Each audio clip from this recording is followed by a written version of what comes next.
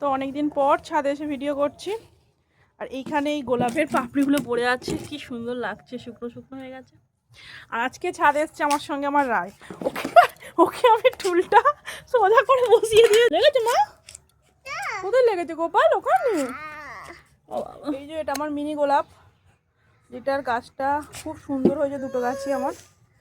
আর এইদিকে জবা গাছগুলো, এই এটা কি বলে, গন্ধবিরাজ, এই গাছগুলো সব বড় বড় জায়গায় দিয়ে দিয়েছি। এই গাছটাও ছোটো জায়গায় ছিল, দিয়ে দিয়েছি বড় জায়গায়।